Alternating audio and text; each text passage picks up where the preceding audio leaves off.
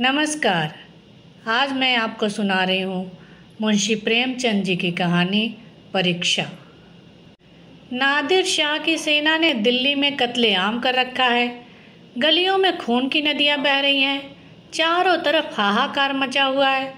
बाजार बंद हैं। दिल्ली के लोग घरों के द्वार बंद किए जान की खैर बना रहे हैं। किसी की जान सलामत नहीं है। कहीं घरों में आग लगी हुई है, कहीं बाजार लूट रहा है। कोई किसी की फरियाद नहीं सुनता। रईसों की बेगमें महलों से निकाली जा रही हैं और उनकी बेहुरती की जा रही है। ईरानी सिपाहियों की रक्त पिपासा किसी तरह नहीं बुझती। मानव हृदय की क्रूरता, कठोरता और पैशाचिकता अपना विकरालतम रूप धारण किए हुए है। इसी समय नादिर शाह ने बादशाही महल में प्रवेश किया। दिल्ली उन दिनों भोग विलास की केंद्र बनी हुई थी। सजावट और तकल्लुफ के सामानों से रईसों के भवन भरे रहते थे। स्त्रियों को बनाव श्रृंगार के सिवा कोई काम न था। पुरुषों को सुख भोग के सिवा और कोई चिंता नहीं थी। राजनीति का स्थान शेरों शायरी ने ले लिया था। समस्त प्रांतों से धन खींच खींच कर दिल्ली आता था और पानी की तरफ बहाया जाता था। वेश्याओं की चांदी थी। कहीं तीतरों के जोड़ होते थे, कहीं बटेरों और बुलबुलों की पालियां ठनती थीं। सारा नगर विलास निद्रा में मग्न था। नादिर शाह शाही महल में पहुंचा तो वहां का सामान देखकर उसकी आंखें खुल गईं। उसका जन्म दरिद्र घर में हुआ था। उसका समस्त जीवन रणभूमि में ही कटा था। भोग विलास का उसे चस्का न लगा था। कहाँ रण क्षेत्र के कष्ट और कहाँ यह सुख साम्राज्य। जिधर आंख उठती थी उधर से हटने का नाम न लेती थी। संध्या हो गई थी। नादिर शाह अपने सरदारों के साथ महल की सैर करता और अपनी पसंद की चीज़ों को बटोरता हुआ दीवाने खास में आकर कार चौबी मसनद पर बैठ गया। सरदारों को वहाँ से चले जाने का हुक्म दे दिया। उसने सब हथियार रख दिए और महल के दरोगा को बुलाकर हुक्म दिया, मैं शाही बेगमों का नाच देखना चाहता हूँ। तुम इसी वक्त उनको सुंदर वस्त्राभूषणों से सजाकर मेरे सामने लाओ। खबरदार, जरा भी देर न हो। मैं कोई उज्र या इनकार नहीं सुन सकता। दरोगा ने यह नादिर शाही हुक्म सुना तो होश उड़ गए।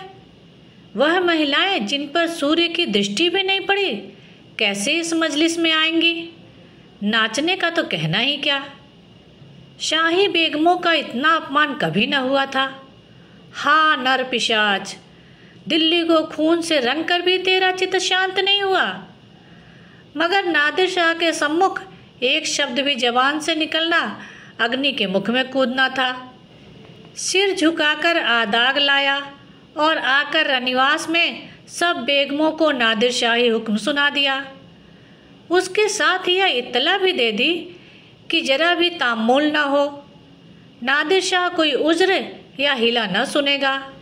शाही खानदान पर इतनी बड़ी विपत्ति कभी नहीं पड़ी थी, पर उस समय विजयी बादशाह की आज्ञा को शिरोधार्य करने के सिवा प्राण रक्षा का अन्य कोई उपाय नहीं था।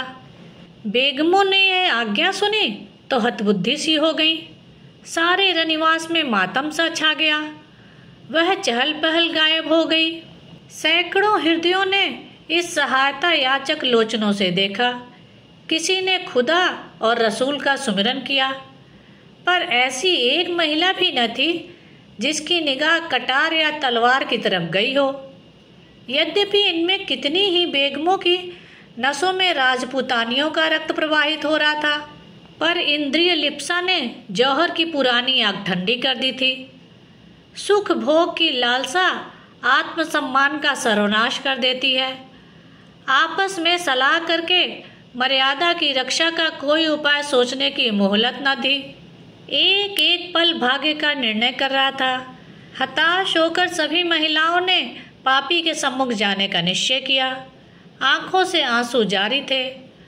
अश्रु सिंचित नेत्रों में सुरमा लगाया जा रहा था और शोक व्यथित हृदयों पर सुगंध का लेप किया जा रहा था। कोई केश गूंथती थी, कोई मांगों में मोतियां पिरोती थी।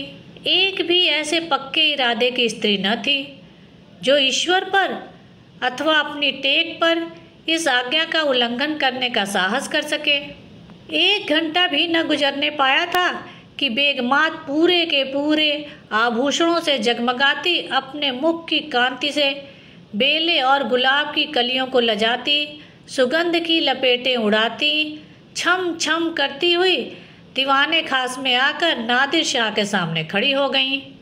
नादिर शाह ने एक बार कनखियों से परियों के इस दल को देखा और तब मसरत की टेक लगाकर लेट गया। अपनी तलवार और कटार सामने रख दी। एक क्षण में उसकी आंखें झपकने लगी। उसने एक अंगड़ाई ली और करवट बदल ली। जरा देर में उसके खर्राटों की आवाज़ें सुनाई देने लगी। ऐसा जान पड़ा कि गहरी निद्रा में मग्न हो गया है। आधे घंटे तक वह सोता रहा और बेगमें ज्यों की त्यों सिर नीचा किए दीवार के चित्रों की भांति खड़ी रहीं।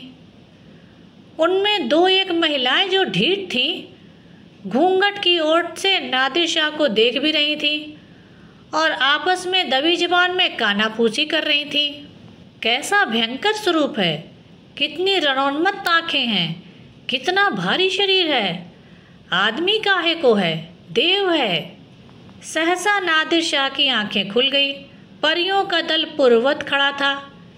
उसे जागते देखकर बेगमों ने सिर नीचा कर लिए और अंग समेटकर भेड़ों की भांति एक दूसरे से मिल गईं। सबके दिल धड़क रहे थे कि अब यह जालिम नाचने गाने को कहेगा, तब कैसे होगा। खुदा इस जालिम से समझे, मगर नाचा तो न जाएगा, चाहे जान ही क्यों न जाए। इससे ज़्यादा जिल्लत अब नहीं सही जाएगी। सहसा नादिर शाह कठोर शब्दों में बोला, ऐ खुदा की बंदियों, मैंने तुम्हारा इम्तिहान लेने के लिए बुलाया था और अफसोस के साथ कहना पड़ता है कि तुम्हारी निस्बत मेरा जो गुमान था वह हर्फ ब हर्फ सच निकला। जब किसी कौम की औरतों में गैरत नहीं रहती तो वह कौम मुर्दा हो जाती है। देखना चाहता था कि तुम लोगों में अभी कुछ गैरत बाकी है या नहीं, इसलिए मैंने तुम्हें यहाँ बुलाया था। मैं तुम्हारी बेहुरमली नहीं करना चाहता था। मैं इतना ऐश का बंदा नहीं हूँ, वरना आज भेड़ों के गल्ले चाहता होता। न इतना हवस परस्त हूँ, वरना आज फारस में सरोद और सितार की ताने सुनता होता, जिसका मज़ा मैं हिंदुस्तानी गानों से कहीं ज़्यादा उठा सकता हूँ। मुझे सिर्फ तुम्हारा इम्तिहान लेना था। मुझे यह देखकर सच्चा मलाल हो रहा है कि तुम में गैरत की जौहर बाकी न रही। क्या यह मुमकिन न था कि तुम मेरे हुक्म को पैरों तले कुचल देती? जब तुम यहाँ आ गई थी तो मैंने तुम्हें एक और मौका दिया। मैंने नींद का बहाना किया। क्या यह मुमकिन न था कि तुम में से कोई खुदा की बंदी इस कटार को उठाकर मेरे जिगर में चुभा देती?